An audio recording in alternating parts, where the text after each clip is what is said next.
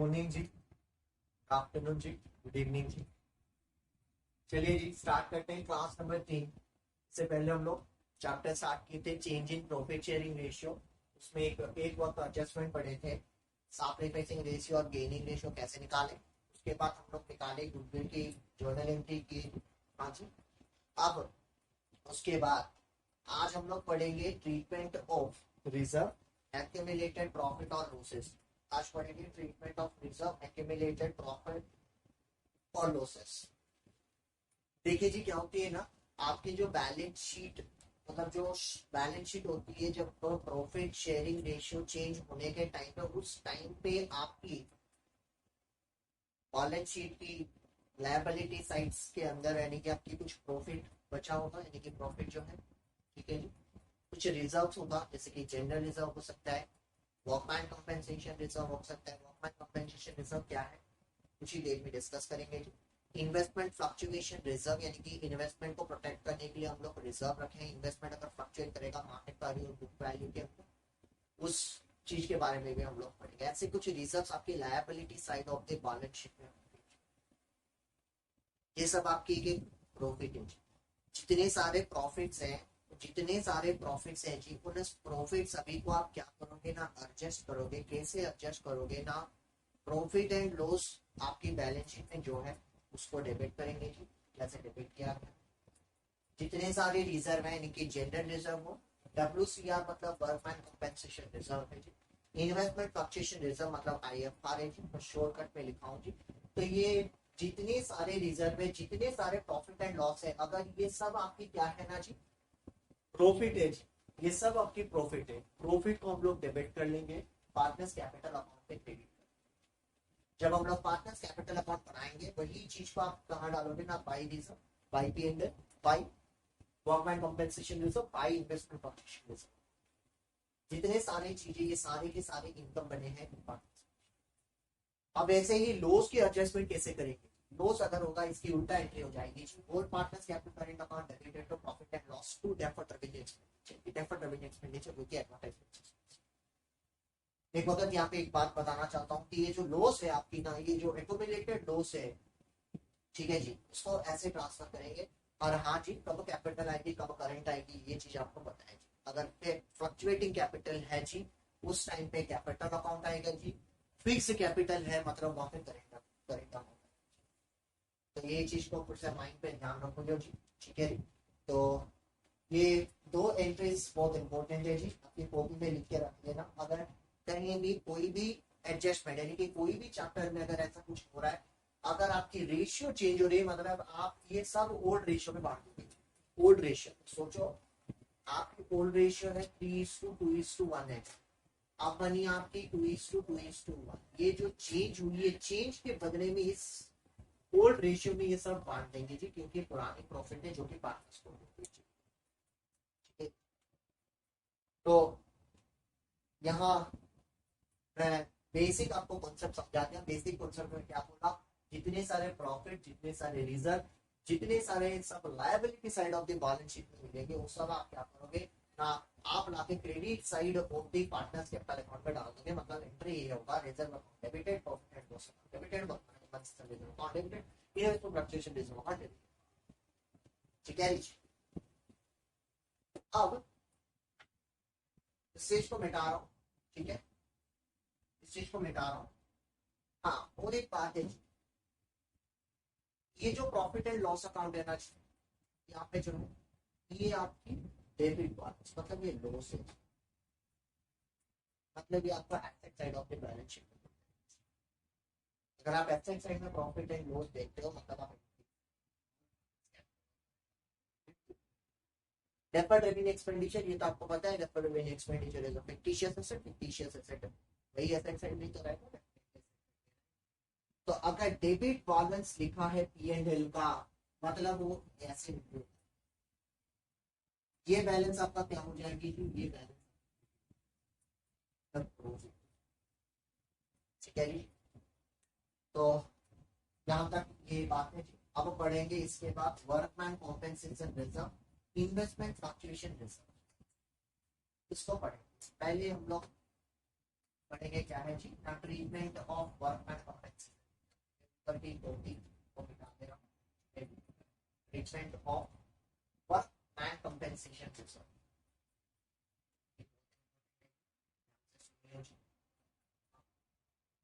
Workman compensation workman compensation workman compensation treatment of workman compensation। तो पहले हम लोग समझेंगे वर्कमैन कंपेंसेशन रिजर्व का मीनिंग क्या है। देखिए वर्कमैन कंपेंसेशन रिजर्व एक रिजर्व है जो कि हम लोग प्रॉफिट से, फर्म की प्रॉफिट से निकाल देते हैं। मतलब हमारी फर्म की प्रॉफिट जितनी हुई थी उसमें से हम लोग क्या करेंगे ना, एक रिजर्व यानी कि एक रिजर्व रख रहे हैं, मतलब हम लोग क्या करें सेट असाइड करते हैं। इसलिए ना हम लोग ये सोच के रख रहे हैं कि हम लोग कॉम्पेंसेशन देंगे एम्प्लॉय को, liability to pay the compensation to employ. ये कॉम्पेंसेशन कब अराइज होगी जी, अगर सोचे कि एक्सीडेंट हो गया एम्प्लॉय का, मतलब ये एक ऐसा क्लेम है जो कि अराइज हो सकता है या नहीं भी हो सकता है।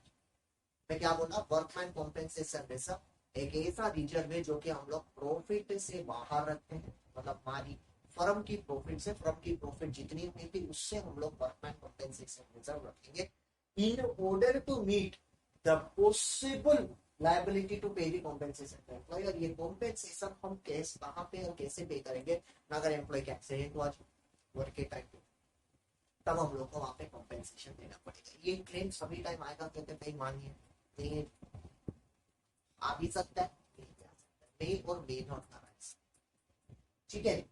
तो एक एक कंडीशन ऐसा भी हो सकता है कि हम लोग जितना रिजर्व रखे हैं उससे कहीं ज्यादा भी खर्चा या ज्यादा भी कॉम्पेंसेशन हम लोग को देना।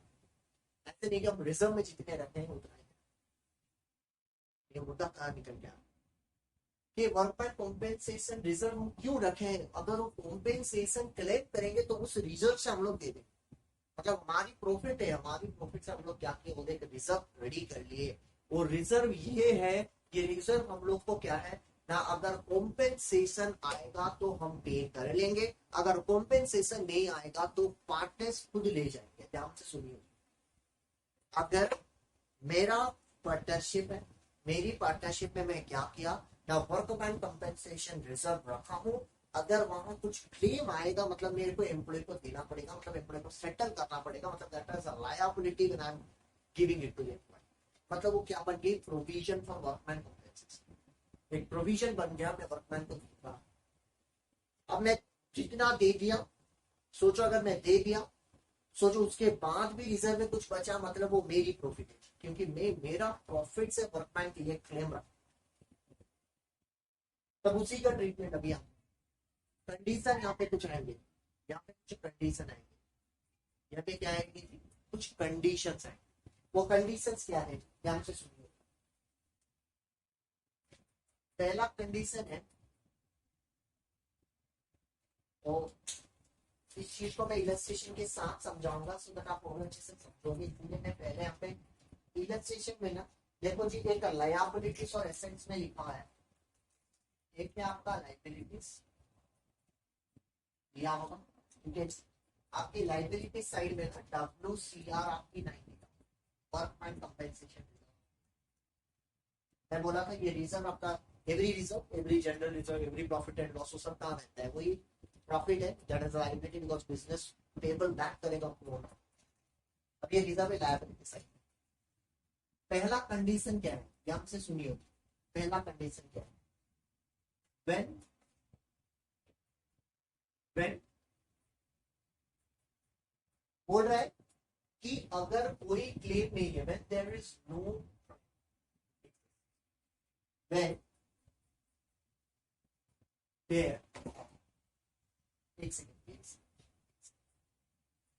When claim against WCR does not exist। मैं बोल रहा हूँ कि WCR के अगेंस्ट में कुछ भी, मतलब क्या कि क्लेम कुछ है ही नहीं, तो मेरा बोलना क्या है कि यहाँ पे मैं बोल रहा हूँ कि WCR 90,000 है, मेरा क्लेम कुछ नहीं है, मतलब मैं जॉर्नल एंट्री क्या। अब ये one, when claim against WCR does not exist, इस टाइम पे मैं जर्नल एंट्री क्या पास करूंगा। देखिए जी, जर्नल एंट्री अगर मेरा क्लेम कुछ नहीं है, मतलब मैं क्या बोल रहा हूँ कि मेरा वर्कमैन की कॉम्पेंसेशन कुछ नहीं है। मैं जब क्लेम बोल रहा हूँ, when I am talking about claim, मतलब आई हैव टू पे टू द एम्प्लॉय, मैं एम्प्लॉय को दूंगा, और ये एम्प्लॉय का क्लेम कुछ है नहीं, एक्सेस नहीं। मतलब ये जितने सारे रिजर्व मेरे पास है या मेरे बैलेंस शीट की लायबिलिटी साइड में है, वो सब किसका है? मेरा है, मेरी पार्टनरशिप फॉर्म की जितने पार्टनर्स सब।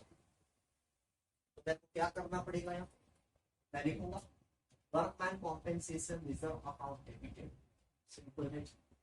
टू, यहाँ पे मेरी पार्टनर्स कौन है जी? यहाँ पे मेरी पार्टनर्स है ABC, ठीक है। बोल रहा है कि sharing profit and losses in the ratio of 4:3:2। अब उसके बाद ये बोल रहा है and future profit and losses is 2:3:2, मतलब इनका ओल्ड ये है, नया ये, मतलब इनका प्रॉफिट चेंजिंग रेशियो। अब मेरे को यहाँ पे जर्नल एंट्री करना पड़ेगा, तो ये है 2A capital, 2A cap account, मैं कैप अकाउंट लिख रहा हूँ, करेक्ट अकाउंट भी हो सकती है, 2B कैप अकाउंट। अब इस क्वेश्चन के हिसाब से, ठीक है, 2C कैप, ध्यान से सुनिए, बहुत इंपॉर्टेंट, ध्यान से सुनिए। अब मेरे को एक बात बताइए, जो वर्कमैन कॉम्पेंसेशन रिजर्व है, ये रेशियो बदलने से पहले आए, अगर रेशियो बदलने से मेरी लायबिलिटी के साइड में एक रिजर्व ऐसा बचा है, अपने जब उसकी में कुछ क्लेम आया नहीं इस साल, अब मैं अगर इनको बांट दूंगा तो ये नए रेशियो में कभी बांट नहीं पाऊंगा, ओल्ड रेशियो में दूंगा क्योंकि ये ओल्ड है। अब जो नया बनेगा वो इस डेट से नया बनेगा, ये जब चेंज हो गया होगा उस डेट से नया बनेगा, तब तक तो ये ओल्ड रेशियो में रहेगा। तो आपका माइंड में एक चीज याद रखना, क्लेम जब भी है, वर्कमैन कॉम्पेंसेशन रिजर्व हो, जनरल रिजर्व हो, P&L हो, वो सब आपको ओल्ड रेशियो में आपको बांटना पड़ेगा, यही भी जैसे भी कंडीशन क्या है। तब देखो यहाँ पे 90,000 है, उसको हम लोग क्या करेंगे ना, 4:3:2 में बांट देंगे जी। अगर मैं ऐसे बांट दूंगा तो यहाँ पे लिखूंगा 90,000, ठीक है जी।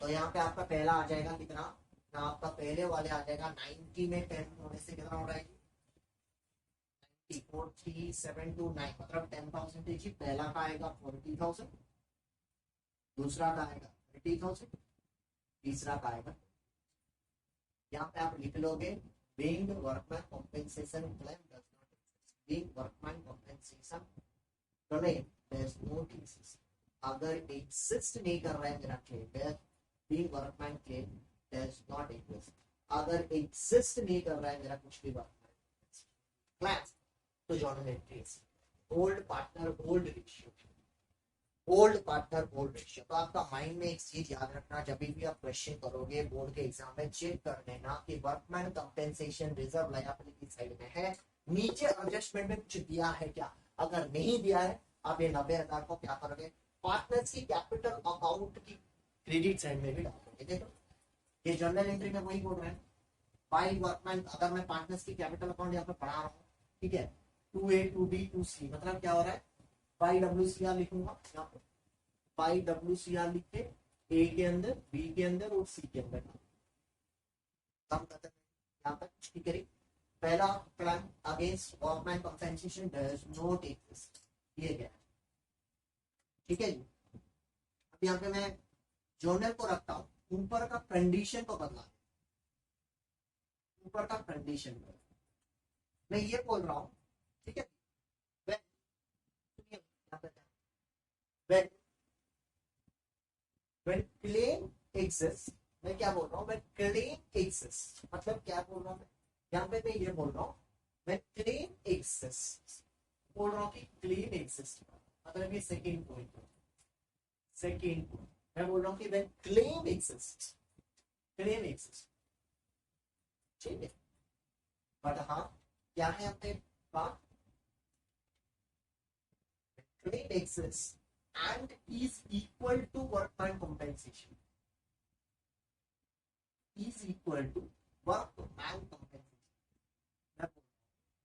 मेरा क्लेम एग्जिस्ट कर रहा है, और ये जो क्लेम मेरा है वो इक्वल हो जा रही है मेरी वर्क। आपके माइंड में कुछ आ रहा है? मैं बोल रहा हूँ मेरा क्लेम है जी। हाँ, अब क्लेम कितना है? मैं बोल रहा हूँ मेरा claim, if claim on account of workman compensation, मतलब ये नीचे एडजस्टमेंट में लिखा होगा when claim excess and is equal to WCR, उसके अमाउंट दे रखा है, बोल रहे हैं 90,000। ठीक है, क्या बोल रहा है ना? 90। अब अगर ऐसा बात है तो आपको करना क्या पड़ेगा? देखिए यहाँ पे मैं क्या बोला था, अगर ये टोटल था, कुछ क्लेम एग्जिस्ट नहीं कर रहा था तो ऐसे एंट्री कर। अब मैं एक बात बताऊं, जितना रिजर्व है उतना ही क्लेम है, तो मेरे को बचेगा क्या? मेरे लिए प्रॉफिट कुछ बचेगा क्या? मैं एज ए पार्टनर कह रहा take anything A B C, यहाँ पे कुछ ले पाएंगे? वही सेम है, क्वेश्चन वही सेम है, यहाँ पे वही सेम रेशियो रहेगा, ए बी सी का वही सेम रेशियो रहेगा, वो है 4:3:2।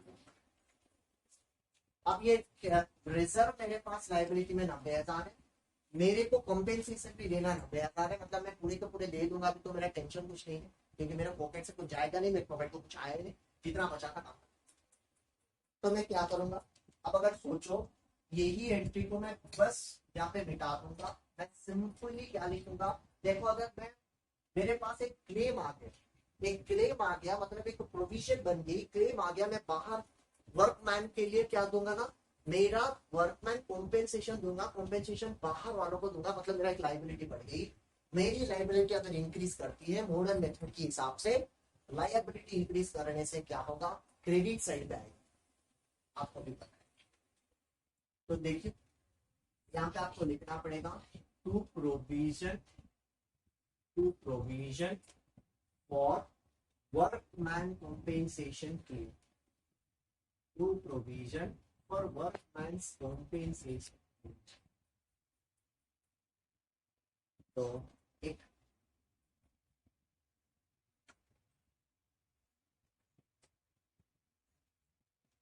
To provision for workman compensation claim,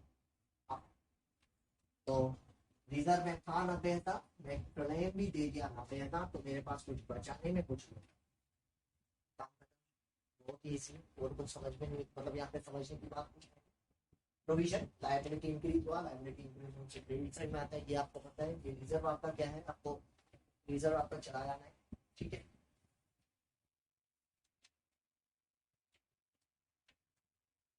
यहाँ पे आपको नेरेशन लिखना पड़ेगा, वही से claim excess and equals to WC, and equals to, मतलब ये इक्वल है मेरी claim excess and is equals to, मैं बिठा दे रहा हूँ। हाँ, डब्ल्यूसीआर को तो रहने दो, अब आएगी हमारी तीसरी पॉइंट। मैं बोल रहा हूँ तीसरा पॉइंट में कि व्हेन क्लेम एक्सिस्ट, तीसरा पॉइंट है थर्ड, व्हेन क्लेम एक्सिस्ट, ठीक है, and is lower than WC, lower than WC is, that is 45,000, कितना है? That is 45,000। मैं क्या बोल रहा हूँ, ध्यान से सुनो, मैं बोल रहा हूँ मेरा क्लेम है, लेकिन वो मेरा वर्कमैन कंपेंसेशन रिजर्व से कम है। आप खुद यहाँ पे देख लो, रिजर्व मेरी कितनी है? आपको 90,000, वेराज मेरा क्लेम कितना है? 45। अब यहाँ पे ध्यान से सुनो, अगर ऐसा सिचुएशन है तो मेरा तो क्लेम कितनी की है? 45,000, मेरा तो एक लायबिलिटी तो इंक्रीज हो गया, तो मैं यहाँ पे लिखूंगा to provision for workman compensation. मैं क्या लिखा था? To provision for workman compensation claim. अच्छा जी, यहाँ पे एक बात बताओ, क्या पूरे के पूरे मेरा क्लेम है जी? कभी नहीं, कभी नहीं। ध्यान से सुनियो जी, मोबाइल के सामने बैठे हो, ध्यान से सुनियो जी, मैं क्या बोल रहा हूँ। मैं पूछा कि क्या यहाँ पे मेरे पूरे के पूरे 90,000 की क्लेम है जी? नहीं है जी। कितना क्लेम है? यहाँ पे मेरा क्लेम है 45,000। अब एक बात बताओ, अगर मेरा पार्टनरशिप फॉर्म में क्लेम आया 45,000 का, 90,000 मेरी रिजर्व में बची है, मतलब और जो बचा हुआ 45,000 किसकी है? सर, मेरी और मेरी पार्टनर्स की, मतलब ए बी सी अभी इस क्वेश्चन के हिसाब से पार्टनर है, तो जितने बचा हुआ है, A's cap account, to B's cap account, to C's cap account. यहाँ पे तो ध्यान से सुन लो जी, ध्यान से आंख खुल के सुन लो जी, ध्यान से आंख खुल के सुन लो जी। 90,000 से 45,000 चला गया, बचा 45,000। अब यही 45,000 को इस रेशियो में, बोर्ड रेशियो में बांट, मतलब क्या है 45,000 डिवाइडेड बाय हाइट कितना होगा जी 5,000, मतलब ये आएगा आपका 20,000 आया जी। ये आपका आएगा 15,000, ये आपका आ जाएगा कितना 10,000। तो मेरा क्लेम लोअर देन WCR थी 70,000, लेकिन मेरी क्लाम कितनी थी, मेरी क्लाम थी 40। तो यहाँ पे क्या लिखूंगा, being a claim exists, being a claim exists and is lower than, ये एडजस्टमेंट में दिया होगा, दोबारा से बोल रहा हूँ, ध्यान से सुनियो, मैं ये एडजस्टमेंट के हिसाब से पढ़ा, 1 नंबर 2 नंबर 3 नंबर कॉपी में अच्छे से लिखना, अच्छे कल से, ठीक है जी। अब यहाँ पे निकाल देना, अब लास्ट है जी इसे एडजस्टमेंट, तब कितना पढ़ाएंगे, क्या करेंगे जी, पढ़ाना पड़ेगा। अब लास्ट आप गेस कर पाओगे, सिंपल है जी, अगर क्लेम एग्जिस्ट कर रहा है, लोअर गया इक्वल गया, मतलब बचा कौन है, ज्यादा। अगर ज्यादा नुकसान हो रहा है तो किसी क्या करेंगे, उनके पॉकेट से तो देना पड़ेगा। तो देखो जी यहाँ पे डालो, when a claim exists and is higher than WC, higher than WC, higher than WC, मतलब मेरा कितना है 99। तो मेरे को एक बात बताओ, मेरी कॉम्पेंसेशन रिजर्व कितना है 90,000, बना कितना है, मेरा क्लेम कितना पड़ा है, मेरा क्लेम है 99, तो मेरे को देना है ना। अगर ऐसा हालत है मेरा तो मेरे को करना क्या पड़ेगा, देखो जी ये जो WCR है वो तो 90,000, यहाँ पे क्या हो रहा है ना, मेरा जो रिजर्व में रखा था उसमें मेरा क्या हो रहा है ना, उसमें भी मेरा क्या हो रहा है ना, एक इंक्रीमेंट। अब ये क्लेम जितना है वो तो है, और रिजर्व जितना है आपका उतना है, लेकिन मेरा क्लेम बढ़े, तो यहाँ पे क्या हो जाएगा, यहाँ पे स्ट्रेट एक लायबिलिटी इंक्रीज हो गया, यहाँ पे एक अकाउंट में आ जाएगी, उस अकाउंट की नाम आपको लिखना पड़ेगा, अकाउंट का नाम है revaluation account to provision for workman, to provision for workman compensation, इतना नहीं लिखना, WCC वर्ल्ड क्रिकेट कप नहीं है WCC वर्कमैन कंपेंसेशन के लिए, ध्यान से। तो यहाँ पे मेरे को प्रोविजन कितना देना पड़ेगा, मतलब मेरा प्रोविजन हो गया 90, मतलब अब मेरा एक लायबिलिटी ज्यादा पड़ेगा, मेरे को एक लायबिलिटी देना पड़ेगा, वो है ये 90। ये रीवैल्यूएशन अकाउंट क्या है मैं बताऊं, हमारी अगले क्लास में revaluation of asset, reassessment of liability. अब ये जो रीवैल्यूएशन अकाउंट है जी, ये एक अकाउंट है, प्लेन एक अकाउंट है, मैं बताऊंगा ये क्या है। ये यहाँ पे एक अकाउंट है, ये डेबिट है, ये क्रेडिट है, ध्यान से समझोगे। अगर ऐसा कंडीशन है डेबिट और क्रेडिट का ना, अब एक बात बताओ, ये रीवैल्यूएशन अकाउंट है, कब एग्जांपल दे रहा हूँ, इस रीवैल्यूएशन अकाउंट पे डेबिट की साइड पे प्रोविजन मैंने, प्रोविजन फॉर वर्कमैन, यहाँ पे ये कॉपी, मतलब अब ये अकाउंट को क्लोज कैसे करोगे, जितना प्रोविजन है, सोचो ये प्रोविजन था 9,000, ठीक है, ये 9,000 यहाँ पे, ठीक है, मतलब यहाँ पे मेरा क्या हो रहा है, डेफिनेटली लॉस हो रही है, तो यहाँ पे मेरे को क्या लिखना पड़ेगा भाई, लॉस लिखना पड़ेगा। ये लॉस किसको बर्न करना पड़ेगा, A, B और C, ध्यान से सुनियो जी, ध्यान से सुनियो जी, यहाँ पे ये लॉस किसको बर्न करना पड़ेगा। अगर प्रॉफिट होता था चुपचाप लेके चले जाते थे, जैसे हम लोग क्लेम के, मतलब लोअर क्लेम के टाइम पे देखे थे 45,000 का जो प्रॉफिट था वो लेके चले जाते थे। अगर 9,000 की लॉस यहाँ पे आ रही है, मतलब वो किसको लेगा, पार्टनर्स अपने उस रेशियो में ले जाएंगे। ऐसा अगर ले जाएंगे तो क्या होगा, एज कैपिटल अकाउंट डेबिटेड, बीस capital account debited, to revaluation account, कितना होगा जी 9,000 का बांड होगा, मतलब कितना आएगा, इसका 4,000 आएगा, इसका 3,000 आएगा, इसका 2,000 आएगा। और वही चीज को यहाँ पे हम लोग को दोबारा एक जर्नल एंट्री करके दिखाना पड़ेगा। वो जर्नल एंट्री क्या है ना, डालिए, अब आएगा यहाँ पे एज कैपिटल अकाउंट डेबिटेड, मतलब यहाँ पे रोज बांट रहे हैं हम लोग, F capital amount debited, B is capital amount debited, B is capital amount debited, C is cap amount debited, ठीक है जी, C is cap amount debited, ठीक है जी, टू टू टू टू क्या होगा जी, रीवैल्यूएशन अमाउंट और वर्कमैन कंपेंसेशन में आएगा, क्योंकि हम लोग वही लॉस को हम लोग क्या कहेगा, रीवैल्यूएशन अमाउंट ट्रांसफर के क्यों किए क्यों नहीं किए वो बात अलग है, मैं बात में बताऊंगा, बट ये चीज आप समझ जाओ। आपका लॉस आएगी 9,000, 9,000 को 4,000, 3,000, 2,000, टोटल एंट्री ऐसी होगी। तो अगर मेरी क्लेम एग्जिस्ट कर रही है और हायर देन WCR है तो दो एंट्री आएगा, एक आएगा कि एक ट्रांसफर किया वैल्यूएशन को, रिवैल्यूएशन लॉस को पार्टनर्स के कैपिटल के पार्ट बाय रिवैल्यूएशन, ठीक है, बाय ये मैं अगला क्लास में आपको रिवैल्यूएशन ठीक है, ठीक है जी। तो यहाँ पे चार कंडीशन पढ़ाया, एक पढ़ाया क्लेम एग्जिस्ट नहीं कर रहा है, मतलब 90,000 का क्लेम है, अगर 90,000 का क्लेम कुछ भी मतलब 90,000 का रिजर्व है लेकिन क्लेम आपका कुछ एग्जिस्ट नहीं कर रहा है, मतलब आप टोटल की ले जाओ WCR upon debited claim capital. अगर क्लेम एग्जिस्ट कर रहा है और इक्वल है 90,000 को 90,000 आप डायरेक्ट एंट्री करोगे, क्या है ना WCR upon debited to provision for loss.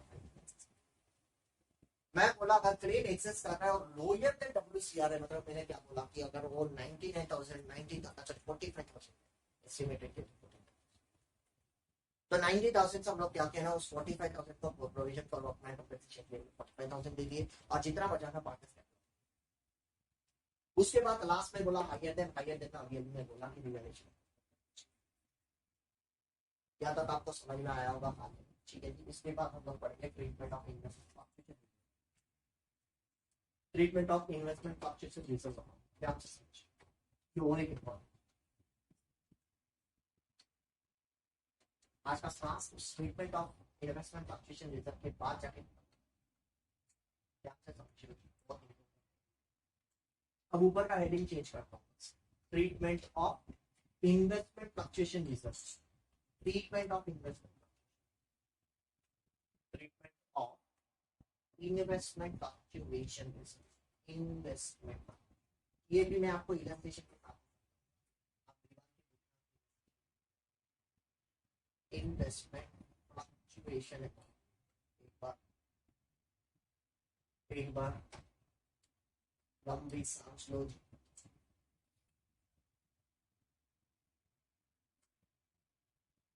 Treatment of investment, ठीक है जी। तो हम एक छोटा सा ब्रेक लेते हैं, पानी पी के फिर से वापस आते हैं, ठीक है।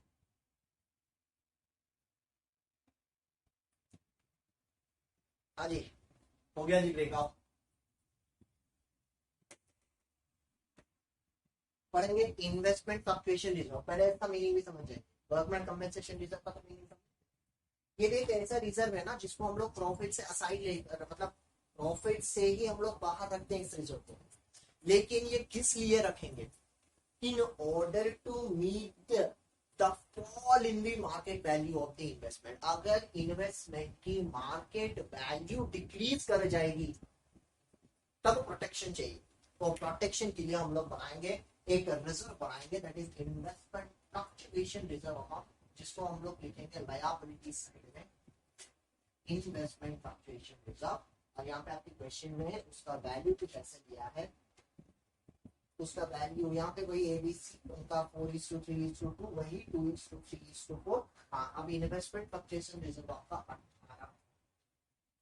यहाँ पे ना इस क्वेश्चन पे asset side of the balance sheet में क्या होगा, इन्वेस्टमेंट, ध्यान से देखिए इन्वेस्टमेंट, अगर इन्वेस्टमेंट कितना दिया है, investment at cost total, ध्यान से, और हमारा रेशियो यहाँ पे 4:3, ये ओल्ड रेशियो है, अब नया रेशियो, और पार्टनर है AB। पहला कंडीशन क्या, पहला कंडीशन वही सेम बोल रहे हैं कि अगर कुछ, हाँ ठीक है, देखो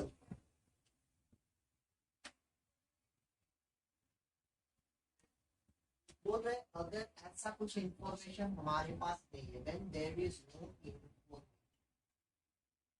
मतलब ये बोल रहा है कि हमारी mark then there is no information, मतलब यहाँ पे हम लोग के पास कुछ इंफॉर्मेशन नहीं है कि हमारी मार्केट वैल्यू डिक्रीज हुई थी या नहीं हुई थी।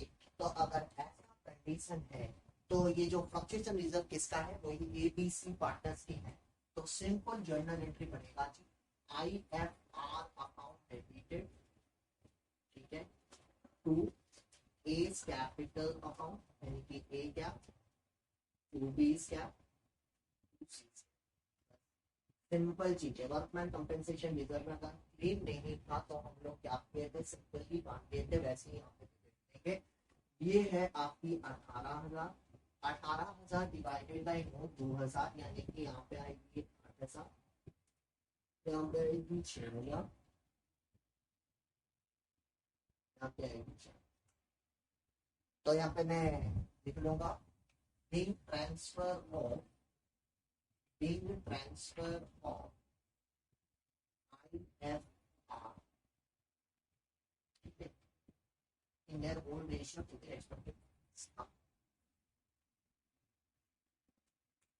क्या यहाँ पिक्चर खत्म हो रहा है? नहीं, बहुत सारे पिक्चर बाकी है, मैं मिटा दे रहा हूँ। यहाँ पे सेकंड कंडीशन ये है, बोल रहा है when there is information है आप but condition है, but when book value is equals to market value, मैं बोल रहा हूँ book value is equal to, ध्यान से समझो, book value is equal to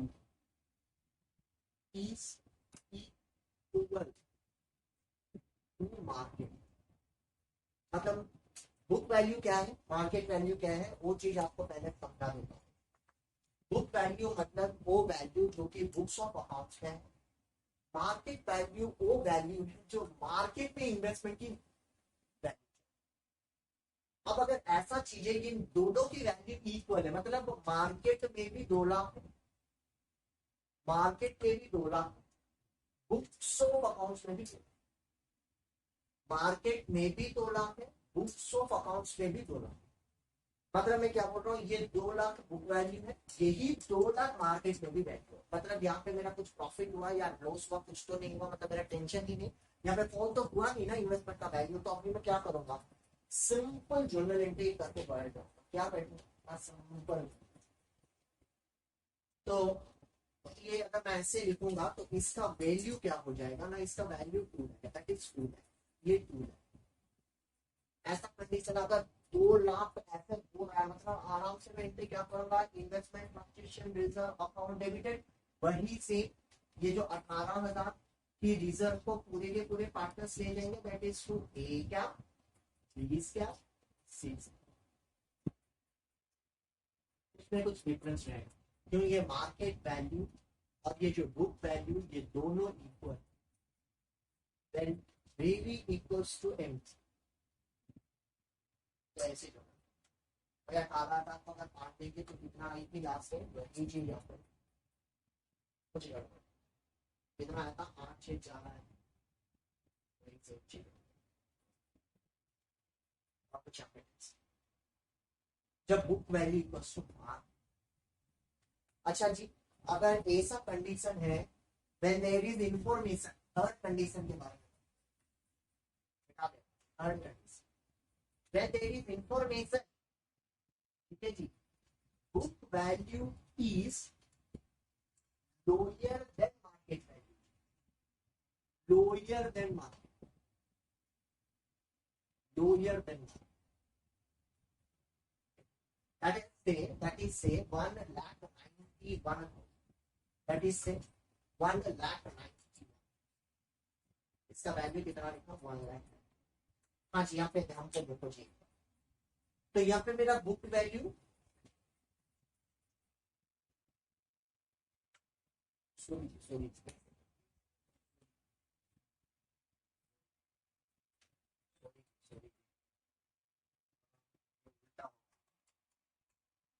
ये जस्ट उल्टा हो गया, मार्केट वैल्यू इंफॉर्मेशन है, but market value is lower than. देखो यहाँ पे जो मार्केट का वैल्यू कितना है वो है 1,91,000, लेकिन बुक्स ऑफ अकाउंट्स में कितनी है ना, मतलब मेरा बुक्स ऑफ अकाउंट्स में 2 लाख है, ठीक है, और वही वही 2 लाख का मार्केट वैल्यू कितना है ना, मार्केट में 1,91,000। अगर ये सब कंडीशन है, मतलब यहाँ मेरे को कितनी लॉस हो रही है, 2 लाख से 1,91,000 अगर हटा दो, यहाँ पे मेरी कितनी लॉस हो रही है, 9,000 की लॉस हो रही है। क्यों? क्योंकि मार्केट वैल्यू कम है लेकिन बुक वैल्यू। अगर ये सब कंडीशन है तो मेरे पास तो रिजर्व है प्रोटेक्शन करने के लिए। इस इन्वेस्टमेंट अगर गिर जा रही है तो यहाँ पे प्रोटेक्शन के लिए एक रिजर्व तो है ना। अब ये रिजर्व को मैं यूटिलाइज तो कर पाऊंगा। मैं ये सोच मान के चलूंगा कि ये रिजर्व से ना मेरी 9,000 इन्वेस्टमेंट के ऊपर यूज हो, और मैं तो लॉस हुआ। लॉस हुआ मतलब मेरा इन्वेस्टमेंट डिक्रीज हो गया।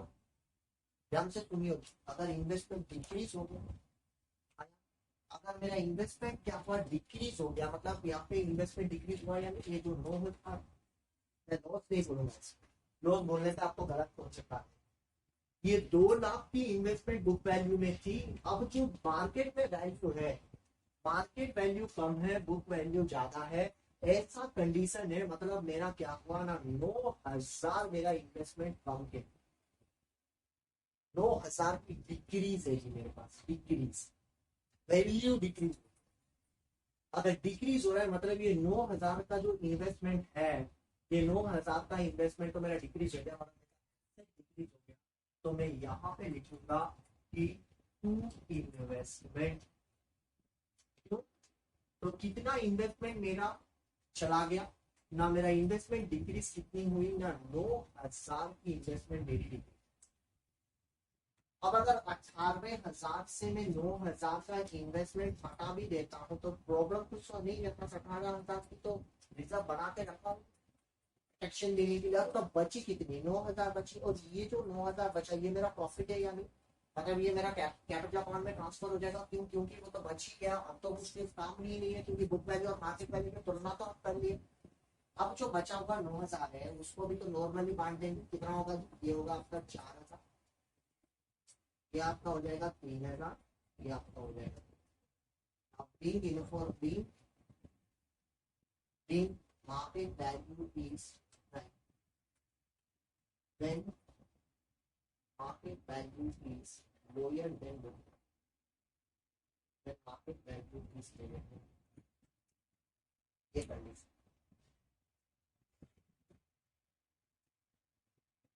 समझ में आया। अब यहाँ पे फिर से मिटा दे, यहाँ पे मिटा दिया। मैं एक बात बताऊंगा, चौथा कंडीशन, चौथा कंडीशन क्या होगा, डेफिनेटली इसकी रिवर्स हो जाएगी, when market value is higher than book value. अगर मेरा मार्केट वैल्यू ज्यादा है ना, दैट इज 2,18,000, बोल रहे कि दैट इज 2,18,000, मतलब अभी देखो मेरी बुक की वैल्यू में कितनी, 2 लाख, लेकिन मेरा मार्केट का वैल्यू 2,18,000 है, मतलब मेरा क्या है प्रॉफिट, ये मार्केट में ज्यादा चल रहा है, मार्केट में ज्यादा चल रहा है, मार्केट वैल्यू इज हंड्रेड। तो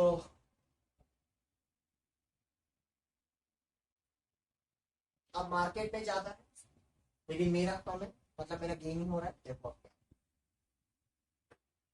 तो मेरा 2 लाख का इन्वेस्टमेंट यहाँ पे 18,000 की इंक्रीमेंट दिख रही है, या मैं करेक्ट हो, मतलब मेरा इन्वेस्टमेंट इंक्रीज, अगर मेरा इन्वेस्टमेंट इंक्रीज हो रहा है, क्या मेरे को फ्लक्चुएशन रिजर्व को डिस्टर्ब करना पड़ेगा? जिंदगी भर में डिस्टर्ब नहीं करना पड़ेगा, मेरे को यहाँ पे जितना मिलना है चुपचाप मिल जाएगा, मतलब 2A या 2B से बड़ी, ये मेरे को जितना रिजर्व है ये पूरा का पूरा कितना है, 18,000 बांटने के तो कितना चाहिए, 864 मैं आप लिख लेगा 8,600।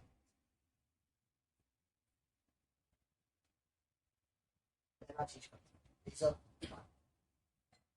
यहाँ पे मेरे को एक बात बता, इन्वेस्टमेंट इंक्रीज हो, अगर इन्वेस्टमेंट इंक्रीज होता है मतलब मेरा एक एसेट, इन्वेस्टमेंट अकाउंट डेबिटेड, अगर मेरा इंक्रीज होता है एसेट। हाँ मैं आपको एक बात बता देता हूँ, एक छोटा सा चीज, अगर रीवैल्यूएशन अकाउंट मतलब क्या है ना, अगर आपका एसेट इंक्रीज होगा, इंक्रीज इन एसेट, अगर इंक्रीज होती है एसेट या आपकी इंक्रीज होती है लायबिलिटीज, ठीक है, आपका डिक्रीज होता है एसेट, आपका डिक्रीज होता है लायबिलिटीज, ठीक है,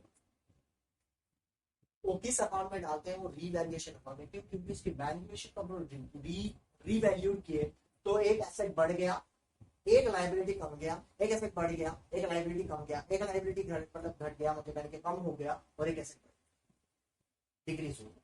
तो ऐसा कंडीशन वो सब चीज यहाँ पे आते हैं रिवैल्यूएशन अकाउंट में, तो वो अगले क्लास में पढ़ेंगे। तो यहाँ पे मेरा इंक्रीज हुआ, क्या हुआ ना, इन्वेस्टमेंट एक एसेट है, इतना इंक्रीज हुआ, investment account debited 18,000 to revaluation account, ठीक है, टू रीवैल्यूएशन।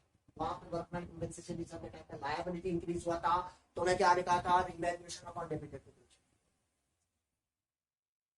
यही लिखा, am I correct? Am I correct? Am I correct? मैं वहां पे वही। अब लेकिन यहाँ पे क्या हो रहा है, रिवर्स हो रहा है, यहाँ पे क्या एसेट इंक्रीज हो रही है, मतलब डिवैल्यूएशन, ये मैं बताऊंगा ध्यान से सुनो जी, डिवैल्यूएशन अकाउंट। तो ये बचेगा, मतलब ये जो दिख रहा है 18,000। अब यहाँ पे एक रिवैल्यूएशन अकाउंट बनाए, ये रिवैल्यूएशन अकाउंट है।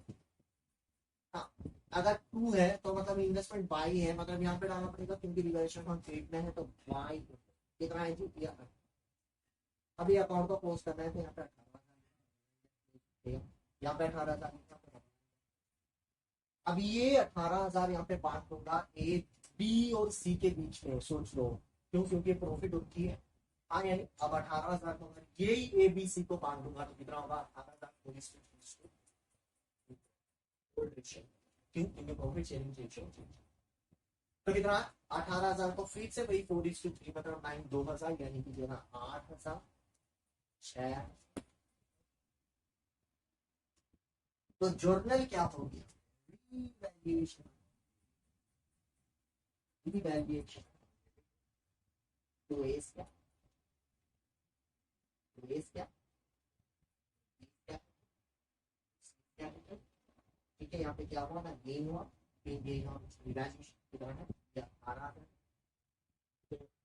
टी का कितना गेन हुआ, 8,000। बी का कितना हुआ, 6,000। सी का कितना हुआ,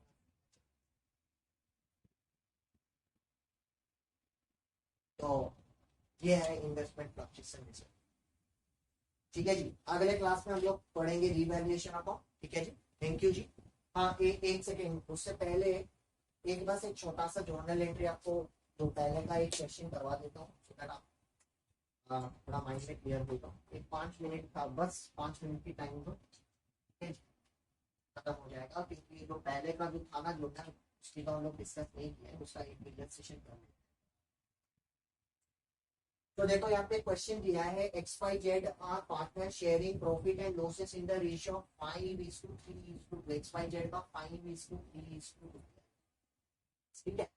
अब उनकी फ्यूचर प्रॉफिट एंड लॉसेस है जी 2:3:5, ये उनका नया शेयर है, NS बैकग्राउंड न्यूज।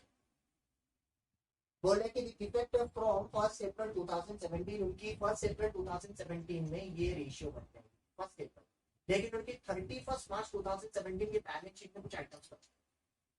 क्या है वो आइटम्स बोल रहा है, 31 मार्च 2017 में बोल रहा है जनरल रिजर्व उनका है 75,000, वर्कमैन कंपनसेशन रिजर्व आपका 12,500, मतलब ये बांटने के लिए बोल रहा है, जॉर्नल एंट्री पास करने के लिए बोल रहा है। तो मैं यहाँ पे दिखा दे रहा हूँ, आपका जनरल रिजर्व बांटने के लिए बोल रहा है, तो general reserve account debited, workman compensation reserve account debited, क्योंकि यहाँ पे कुछ क्लेम दिखा नहीं है, ठीक है, तो यहाँ पे डेबिट आएगा। उसके बाद यहाँ पे दिया है advertisement suspense account debited, advertisement suspense debit मतलब वो लॉस है, लॉस मतलब उसका एंट्री अलग होगा, ठीक है। अब देखो profit and loss account, profit and loss account credit, credit दिया है मतलब मैं यहाँ पे डालूंगा, मतलब उनकी प्रॉफिट है, profit and loss account debited, to A's capital, sorry X Y Z, तो X capital to Y capital to Z capital, ठीक है। इसको हम लोग बोलेंगे being transfer of profit and reserve to partners capital, being transferred to partners capital, being transferred to partner, ठीक है। तो यहाँ पे आप ऐड कर दो बीइंग प्रॉफिट या general reserve transferred to partners capital, क्या यहाँ पे खत्म हो गया? नहीं जी, यहाँ पे क्या वैल्यूज डालना पड़ेगा। या फिर जनरल रिजर्व का डालो 75,000, वर्कमैन कंपेंसेशन की डालो 12,500, इसकी डालो 37,500, to X cap to Y cap to Z cap, तो यहाँ पे आप डालो 62,500, 37,500।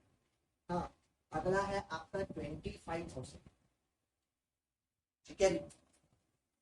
ठीक है, ये तीनों का ऐड कर दिया, इन्हीं की रेशियो में बांट दिया, ठीक है। यहाँ पे मैं नहीं लिखा है, मैं ऑलरेडी कर दिया, आप घर में ट्राई करो और आंसर।